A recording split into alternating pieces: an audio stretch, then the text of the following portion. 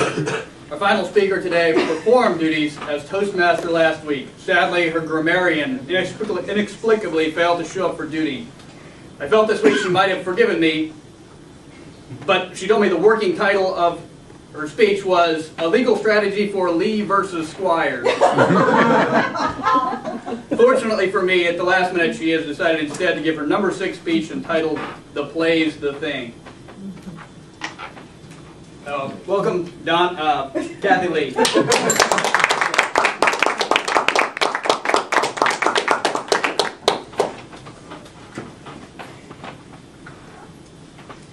A few months ago, our granddaughter, Mimi, was approached in the Maui Mall by a talent scout. He told her mom, "Your daughter just might have the look that Hollywood's ready to pay big money for."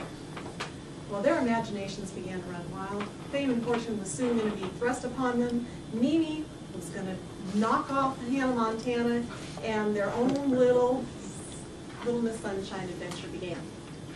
Nearly $3,000 and 3,000 miles later, Mimi and her mom arrived at the Santa Clara Hyatt Regency, only to find 900 other would-be starlets had the same big dreams. Each of those 900 was allowed 30 seconds monologue in order to be able to woo a talent scout. But when all was said and done, Mimi was crushed. She hadn't received a callback, she hadn't made any contacts. This experience taught us 3 things. First of all, there are not enough Kleenex boxes at the Hyatt Regency to mop up the river of tears shed by all those heartbroken little girls. Second thing, we're thinking that Mimi hadn't really prepared herself for her monologue, or she didn't have the confidence. And the last and most important thing we learned is that families can help children to get self-confidence and to put those kind of things in perspective so that they can have fun doing them. So Mimi and her mom came down to Carmel to debrief, and we could see that Mimi was still a little low. But we rallied around her. We fixed her favorite meals. We let her talk about her favorite topic, Mimi. And it occurred to me, why don't I ask her to do her 30-second monologue? Well, you'd have thought we'd asked her to throw her little body in front of the bus. She shrank inside herself, and she came up with this litany of excuses why she couldn't perform right there and then. Well, you guys are just family. I only perform in front of strangers. I need lots of people to perform with me. And I need a much bigger audience than just you guys. Well, she finally relented.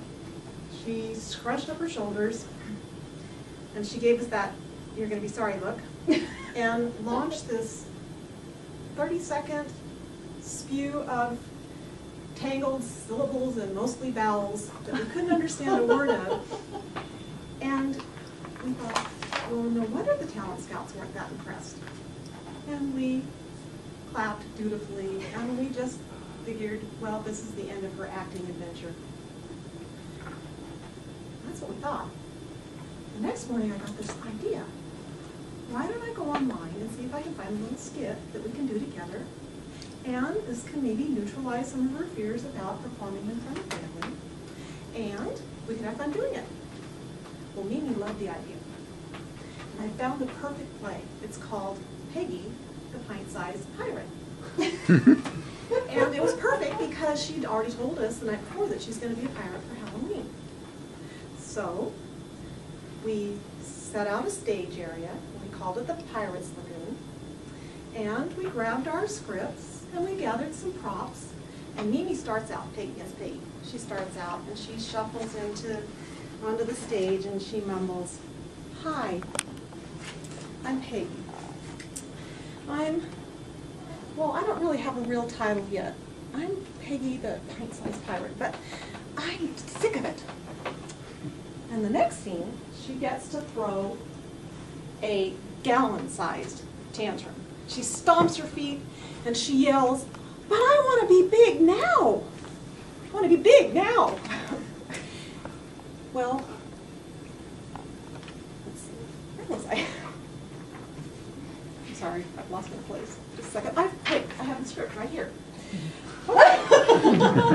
Although the play called for a cast of 6 or 7, we combine roles without losing the plot.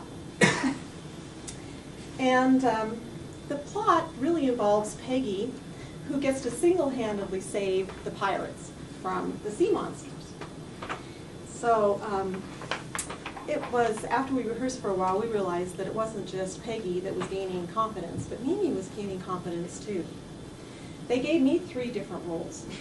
They gave me Scummy, a young mean pirate. They gave me Grunt, a mysterious pirate. And they gave me a benevolent sea monster. But you know what? It turned out I was the one that was the vocal rep. The more we rehearsed, the more my part sounded the same, my same speaking voice. And if I tried new sounds, I would strangle on the words. I was kind of trapped in my own voice. So, there's a point in the play when Peggy shouts to Scummy, "But somebody has to save these pirates!" And Scummy anxiously says, "But what makes you think it could be us?" And she declares, "Because I can do anything that I set my mind to." And that's the message in the story. If you heard some Toastmaster magic in this little story, like I did, you'll understand why when a week ago, or 2 weeks ago, I asked somebody to analyze or evaluate my speaking, and they came up with my need to speak more loudly, be braver, relax myself, and incorporate some more vocal variety. Well, all I have to do is think about Peggy, the pint-sized pirate, who knew that she could do anything that she set her mind to. And I think Shakespeare was onto something when he said, "The play's the thing." Mr. Toastmaster.